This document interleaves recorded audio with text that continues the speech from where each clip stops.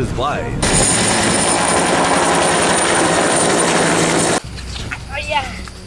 साथीहरु आज म आएको छु जंगलमा म आज यो दिन बिताउने ट्राई गर्छु। तपाईलाई स्वागत छ मेरो YouTube च्यानलमा। आउनुहोस् जंगलमा हामीसँग जोडियौं। यसमा के पाइन्छ के हामी सब खाने छौं यो जंगलमा। भिडियोलाई अन्तिमसम्म हेर्नु होला।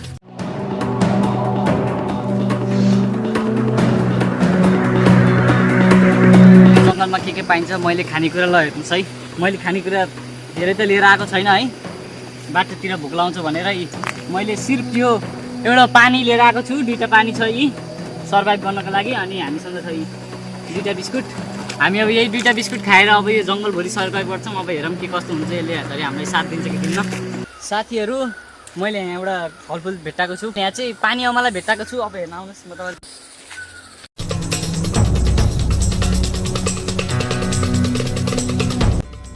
तपाईँ भेटाइसकेको छु।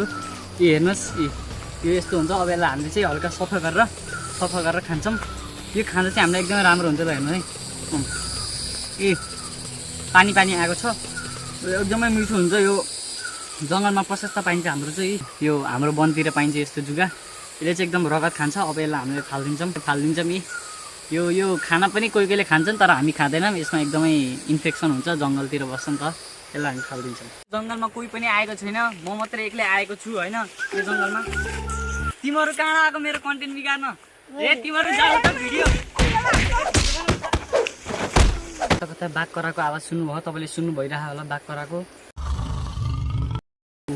बाघको आवाज आइरहेको कताबाट। अब हामी त्यो बाघलाई खोज्न जान्छौँ। हेरौँ है, यो जङ्गलमा बाघ हल्लिरहेको छ। बाघले यी पात हल्लाइरहेको छ। तपाईँलाई आउनुहोस्, म देखाउँछु।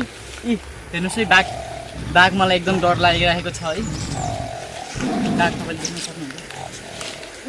बाघ भनेको त यो पो रहेछ यार। बाघ भनेको त यो पो रहेछ यार। ओ बाघ उठ। साथीहरू देख्न सक्नुहुन्छ, यो एकदमै राम्रो जडीबुटी हो। यसले टाउको दुखेको सन्चो गर्छ है।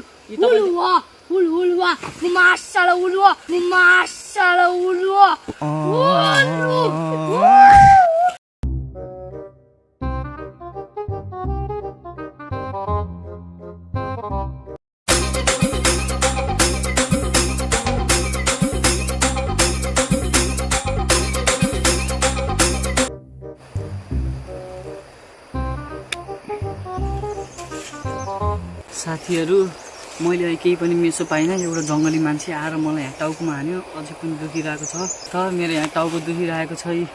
टाउकोबाटै रगत आइरहेको छ। अब त्यही जङ्गली मान्छे नभएकोले म भाग्छु।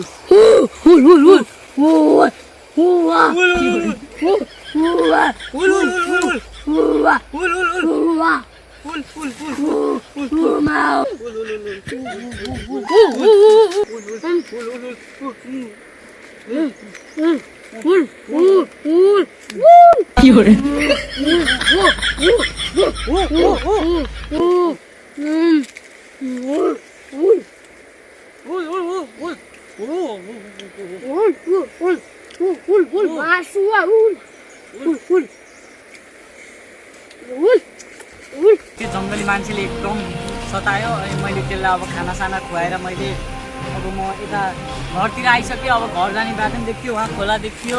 म सक्सेसफुल भएँ। मैले बल्ल घर भेटाएँ। साथीहरू मैले घर भेटाइसकेँ। म